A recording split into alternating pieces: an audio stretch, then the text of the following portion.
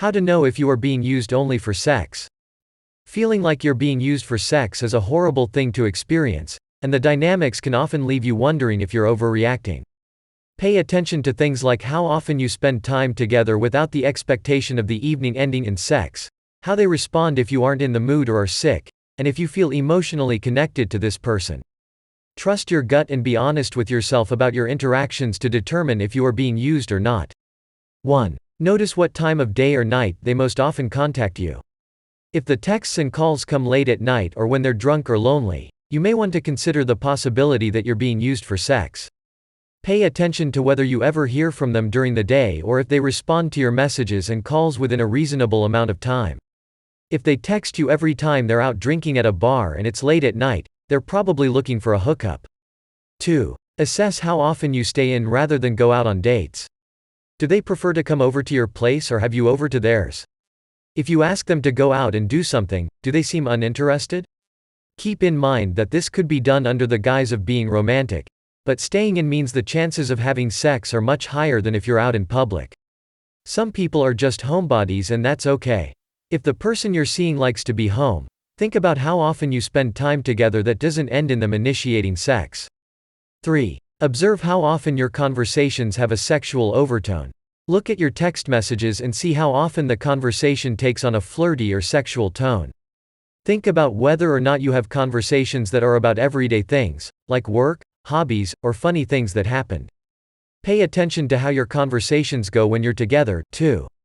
If things always seem to take a sexual turn, that most likely means that person has one thing on their mind. 4. Take some time to think about whether your needs are met during sex. If the other person doesn't take the time to make sure you both are having a fulfilling experience, they may be interested only in their own needs. If at the end of the night you're left feeling unsatisfied and unheard, listen to that feeling. It may be that you need to speak up and have a conversation, but it also could mean that they aren't concerned about your needs. If you do ask them to try different things or tell them what you prefer and they don't listen, that's a clear sign that they're there for their own benefit. 5. Think about if they compliment you on things other than your looks. Everyone appreciates being complimented on their looks, but if this person doesn't seem to notice the other great things about you, like your intelligence, humor, or compassion, they have a one-track mind. It comes down to whether or not you feel known and connected or if you feel like your body is the only thing that matters. Try asking them what they find attractive about you. If their list is full of physical descriptions, ask them what they like about you other than your looks. This could jog a deeper discussion or cue you into their true intentions. 6. Consider whether they've ever introduced you to their friends or family. If you're regularly having sex but have never met any of their friends or family, it could mean that they aren't interested in having a real relationship with you. Similarly, pay attention to how they act when you mention introducing them to your friends. Are they interested or do they always happen to be busy? 7. Give their actions more merit than their words. A person could tell you lots of sweet, romantic things about how they want to be together, but if their actions don't match up with those sentiments, they may be using you.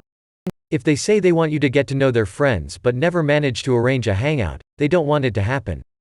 If they say they want to go out on nice dates but are always too tired when the time comes around, that signifies that it isn't a real priority for them. On the flip side, if they are saying things like, "I just want things to be casual," or, "I'm not looking for a relationship right now," listen to them. Those are clear statements about their intentions that shouldn't be ignored. After all these things, if you are still in doubt, you can try these things to know accurately. 8. Ask them to do something that won't end in sex to see if they agree. Pick an activity outside of the house that has nothing to do with hooking up, like volunteering, working out, going to a community event, or even just meeting up for a coffee. Make it clear that you have a commitment afterward so you won't be able to hang out all day or evening and see if they agree. If they always make excuses or are busy, they may not be interested in anything other than sex. For example, send them a text that says something like, "There's a super cool event downtown next Saturday morning. Want to meet up and get coffee and walk around together? I have to meet my mom that afternoon, but I'd love to spend some time together beforehand." 9. Tell them you're not in the mood and observe what happens next. The next time you're together and they go to initiate sex, simply say, "I'm not in the mood. Let's just spend time together." If they stop being charming and affectionate once sex is off the table, that's a clear sign that they were mainly interested in hooking up. If they say that's fine and settle in to simply hang out, that is great. But if they get cranky or leave, you have your answer. 10. Pay attention to how they act once sex is over. After you do have sex, do they leave soon after or act like they're ready to be alone? Do they get on their phone or turn on the TV and stop interacting with you? Try engaging them in some other activity, like getting something to eat, going to the movies, or just talking to see if they're interested in spending time together even after sex. Pay attention to how you feel you're treated after sex. If you feel ignored or used, there is a reason for that.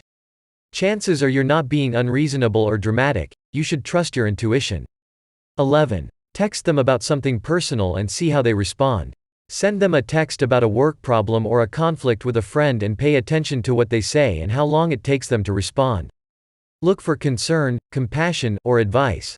If they don't respond or just say something flippant, like, "That sucks," they aren't providing you with any kind of emotional support. Someone who is only interested in sex isn't going to be very invested in your emotional well-being. 12. Observe how they treat you when you're feeling under the weather. The next time you're sick or just feeling a little down, tell them. See if they offer to help you or do something to cheer you up.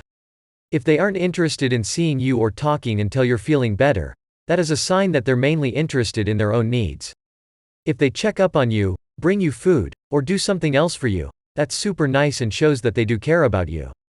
13. Ask to meet their friends or invite them to spend time with yours. Try moving your relationship outside of the bedroom if you're worried about it being only about sex. Try to arrange a hangout with their friends out at dinner or a bar, or invite them to spend time with your friends or family the next time you have plans together.